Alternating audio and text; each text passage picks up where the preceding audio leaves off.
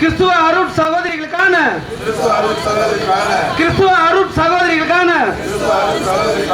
ஆர்ப்பாட்டம். இது ஆர்ப்பாட்டம். ஆர்ப்பாட்டம். இது ஆர்ப்பாட்டம். கிறிஸ்துவ மக்களின் ஆர்ப்பாட்டம். ஆர்ப்பாட்டம். இது ஆர்ப்பாட்டம்.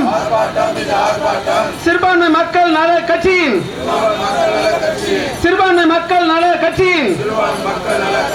ஆர்ப்பாட்டம். இது ஆர்ப்பாட்டம்.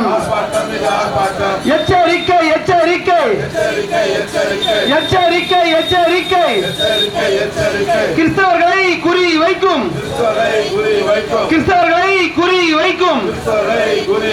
தற்கூறிகளுக்கு எச்சரிக்கை.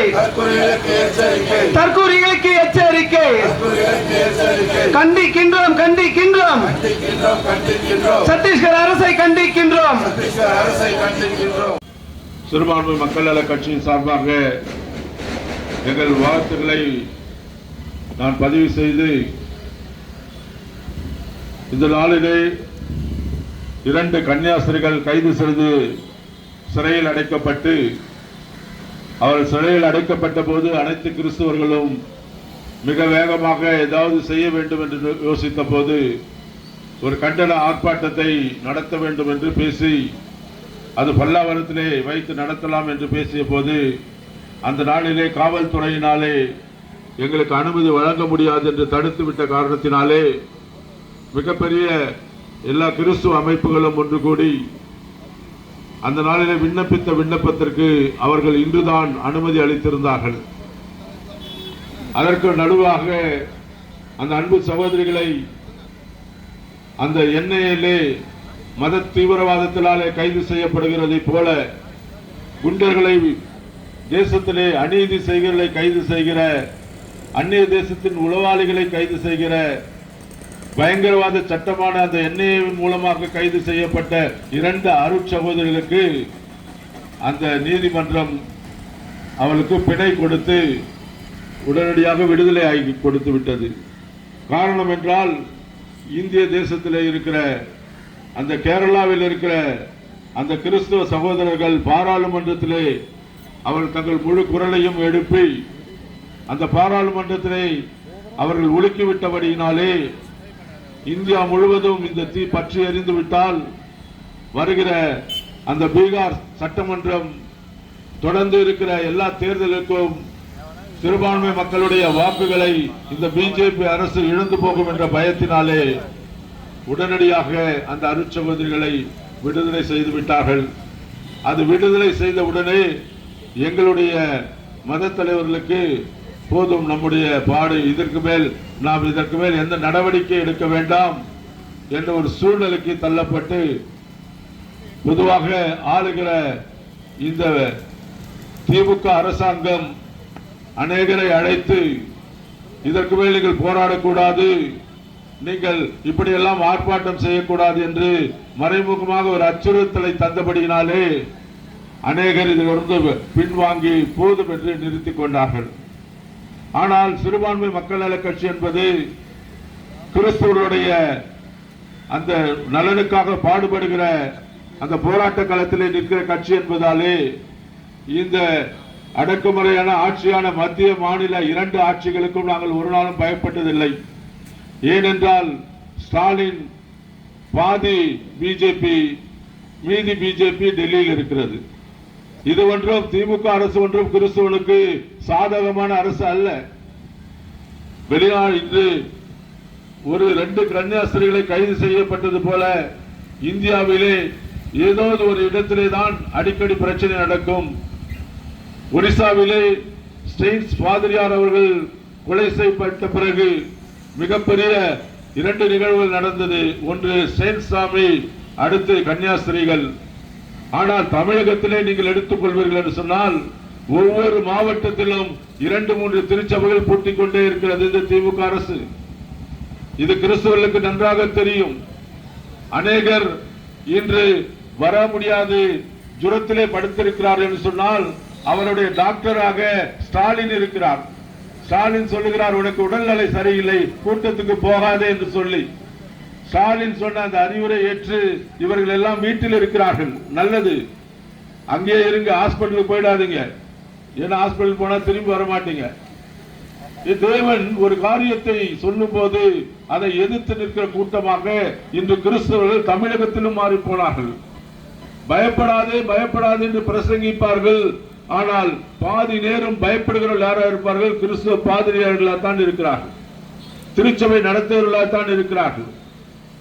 என்னுடைய தொப்புள் கொடி உடன்பிறப்பாகிய என் அன்பு சகோதரனாக தடா ரஹீம் அவர்கள் வருகிறார்கள் என்று சாதாரணமாக ஒரு வால் போஸ்டிலே ஒரு போஸ்ட் தான் போட்டோம், அவ்வளவுதான். எங்கெல்லாம் இவர்களுக்கு பயம் தொடை நடுங்குகிறது என்று தெரியாது. ஆனால் என்ன உலகத்திலே நடக்கும் என்று சொன்னால், ஒரு இஸ்லாமிய சகோதரன் தொழுகை செய்வதற்காக தன் பாயை விரித்து அவன் தொழுகை செய்ய ஆரம்பித்தால், ஒரு கிறிஸ்துவ சகோதரன் தன் முழங்காலை முடக்கினால் தேசங்கள் எல்லாம் விழுந்து போனது, பெரிய பெரிய ஆட்கள் மறைந்து போனார்கள் என்பது சரித்திரம். இந்த இரண்டு சமுதாயத்தை நாங்கள் இந்தியாவில் தான் சிறுபான்மை, ஆனால் உலகிலே நாங்கள் தான் பெரும்பான்மை. உலகத்தில் இருக்கிற அத்தனை இஸ்லாமிய நாடுகளும் கிறிஸ்தவ நாடுகளும் இதை பார்த்து கொண்டுதான் இருக்கிறது. இங்கு அநீதி நடந்து கொண்டிருக்கிறது. இங்கு மிகப்பெரிய அச்சுறுத்தல் இருக்கிறது கிறிஸ்தவர்களுக்கு, இஸ்லாமியர்களுக்கு. ஆனால் இன்னும் மதவாத அரசுகள் தங்களுடைய ஓட்டு பிச்சைகளுக்காக இந்த தேசத்தை எப்படியாவது பிடித்து விட வேண்டும், ஆட்சி அதிகாரத்தை தன்வயப்படுத்திக் கொள்ள வேண்டும் என்பதற்காக இப்படி கிறிஸ்தவர்களை கொச்சைப்படுத்தி அநீதிப்படுத்தி, இந்த அன்பு இரண்டு சகோதரிகள் யாரை போய் அழைத்தார்கள்? ஒரு இந்துவை போய் அழைத்தார்களா? இல்லை. பல வருடமாக கிறிஸ்துவா இருக்கிற அந்த கிறிஸ்துவ குடும்பத்திலிருந்து இரண்டு பெண்களை வேலைக்கு கொண்டு வருகிறார். அந்த கிறிஸ்துவ இரண்டு பெண்களும் அந்த மூன்று பெண்களும் கிறிஸ்துவ குடும்பத்தில் இருக்கிறவர்கள். அந்த கிறிஸ்துவ 10 வருடங்களுக்கு முன்பாக கிறிஸ்துவனாக மாறின பெண்களை திருப்பி எப்படி மதம் மாற்ற முடியும்? முட்டாள் கவர்மெண்ட்டுக்கு சொல்லுகிறேன், அரசு அதிகாரிகளுக்கு சொல்லுகிறேன், அங்க இருக்கிற காவல்துறைக்கு சொல்லுகிறேன், நீ ஏதாவது ஒரு வழக்கு பதிவு செய்ய வேண்டும் என்றால் முதலாவது விசாரித்து பார். எந்த ஒரு விசாரணையும் செய்யாமல் அங்க இருக்கிற பிஜேபி பஜ்ரங்தள் விஸ்வ இந்து பரிஷத் சொல்லுகிறது என்ற ஒரு காரணத்தினாலே அந்த இரண்டு சகோதரர்கள் செய்திருந்த வேலை என்ன? ஆக்ராவிலே தாழ்த்தப்பட்ட ஒடுக்கப்பட்ட எந்த மனுக்களுக்கும் சரியான மருத்துவ வசதி இல்லாத ஒரு கிளினிக் நடத்தி கொண்டிருக்கிறார்கள். அது ஒரு இலவசமான மருத்துவ சேவை செய்கிற இரண்டு சகோதரிகளை கொண்டு போய் நீ 7 நாள் 8 நாள் சிறையில் அடைப்பாய் என்று சொன்னால் இந்த இந்திய தேசம் எப்படி இருக்கிறது? இன்னும் கிறிஸ்தவர்களும் இஸ்லாமியர்களும் நாங்கள் சிறுபான்மை என்று பயந்து அடங்கிக் கொண்டிருக்க வேண்டும் என்று நினைக்கிறீர்களா? எங்கள் வாக்கு என்ற அதிகாரத்தை எங்கள் மக்கள், எங்கள் இன மக்கள் இன்னும் சரியாக புரிந்து கொள்ளவில்லை. அவர்கள் சரியாக புரிந்து கொள்வார்கள் என்று சொன்னால் வருகிற தேர்தலிலே உங்களுடைய ஆட்டம் இங்கு எதுவும் செல்லாது, உங்களால் எதுவும் செய்ய முடியாது. ஆனால் நாங்கள் இன்னும் பொறுமையாக இருக்கிறோம். எங்கள் மக்கள் இன்னும் சரியான அரசியலை புரிந்து கொள்ளவில்லை. ஒவ்வொரு தேர்தல் வந்தாலும் திமுக சொல்லும், கிறிஸ்தவர்களே இஸ்லாமியர்களே நாங்கள் தான் பிஜேபிக்கு பாதுகாப்பு. பிஜேபி இருக்கிற ஆட்சி அதிகாரத்தில் இருக்கிற அந்த மாநிலத்தில் கூட இல்லாத அநியாயம் தமிழ்நாட்டில் நடக்கிறது. இதற்கு எவன் பாதுகாப்பு? எங்கள் தலைவர்கள் எல்லாம் மத தலைவர்கள் எல்லாம் வசதியாக இதை மறந்து போவார்கள். தேர்தல் வந்தால் இதையெல்லாம் மறந்து போய்விட்டு அவன் சொல்லுகிற அந்த ஒற்றை பொய் பிஜேபி. நாங்கள் பிஜேபியை எதிர்க்க தயாரானவர்கள், எங்க இருந்தாலும் அதுக்காக போராட தயாரானவர்கள். எங்களை தொட்டால் நாங்கள் பயந்து போய் வீட்டிலே படுத்துக் கொள்கிறவர்கள் அல்ல. எல்லாருக்கும் சொல்லுகிறோம், கிறிஸ்தவன் என்பவன் ஒரு சாதாரணமான தேவனை ஏற்றுக்கொண்டுதான் தேவனுடைய பிள்ளையாய் இருக்கிறான். ஆனால் அவன் உண்மையிலே தேவனுடைய பிள்ளையாய் மாறுவதற்கு முன்பாக அவனுடைய வரலாற்றை பாருங்கள். அவன் உங்களை போல சராசரியாய் இருந்தவன் தான், எல்லா கோபதாபங்களிலே உள்ளவன் தான். அவன் ஒரே ஒரு வேத புஸ்தகத்தை கையிலே எடுத்தார். இயேசு கிறிஸ்து பிறனிடத்திலே அன்பு கூறு என்று சொன்னதாலே இன்னும் அன்பாகவே இருக்கிறோம். எங்களை மறுபடியும் நீங்கள் அதிகாரத்தினாலே உங்கள் அச்சுறுத்ததினாலே மறுபடியும் உங்கள் யுத்த களத்துக்கு கொண்டு வர வேண்டாம் என்ற காரணத்தினாலே தான் இந்த அன்பு சகோதரி விடுதலையானதினாலே அந்த இரண்டு பிள்ளைகள், அந்த இரண்டு சகோதரிகள் ஒரு குற்றமும் செய்யாதவர்கள், அவர்களை உடனடியாக அவர் மேல் போடப்பட்டது பொய் குற்றம் என்று உலகத்திற்கே தெரியும். அந்த அவர்களால் சொல்லப்பட்ட அந்த 3 பெண்களிலே ஒரு பெண் வந்து இந்தியன் எக்ஸ்பிரஸ் பத்திரிகைக்கும் எல்லாத்துக்கும் சொல்லுகிறாள். நாங்கள் எங்கள் வீடு மிகவும் ஏழையான குடும்பம், சாப்பிட வசதி இல்லை, ஒரு நாளைக்கு 250 ரூபாய் சம்பாதிக்கிறோம். இந்த சகோதரியோடு போனால் எங்களுக்கு 10,000 ரூபாய் கிடைத்திருக்கும். எங்கள் வாழ்வாதாரத்தை கெடுக்கிறீர்கள். ஏன் சொன்னா, அருமையான ஒரு போதர் முன்னாலே சொல்லிட்டு போனாரு, சத்தீஸ்கர் மாநிலம் என்பது மலைவாழ் மக்களோடு வாழ்கிற படிப்பறிவு இல்லாதவர்கள். அவர்கள் கிறிஸ்துவர்களை பார்த்தா அங்க அலர்ஜி. என்ன காரணம்? எப்படியாவது ஒரு கல்வி அறிவு கொடுத்துடணும். அவன் கல்வி அறிவை கொடுப்பதை ஏன் தடுக்கிறான்? ஒரு காணொலி இருக்குது, யூடியூப்ல போய் பாருங்க. அதுல அந்த ஒரு சத்தீஸ்கர் மாவட்டத்திலே உயர் படிப்பு படிக்கிற 10வது படிக்கிற ஒரு கிளாஸுக்குள்ள திடீர்னு ஒரு எக்ஸாமினர் உள்ள போறாரு. ஒரு ஆங்கில ஆசிரியர் பாடம் நடத்தி கொண்டு இருக்கிறார். அவர் இடத்துல போய் கேட்கிறாரு, என்ன பாடம் நடத்துற? 10 நிமிஷம் உட்கார்ந்து பாக்குறாரு, இவருக்கு ஒண்ணு புரியல. உடனே எழுந்து கேட்கிறார், என்ன பாடம் நடத்துற? ஆங்கில பாடம். சரி, போர்டுல போய் எழுது. 17 எழுதுது. 17 எழுதுறதுக்கு 5 வாட்டி அடிச்சு எழுதினாரு. கடைசிக்கு அவனுக்கு 17 வரல.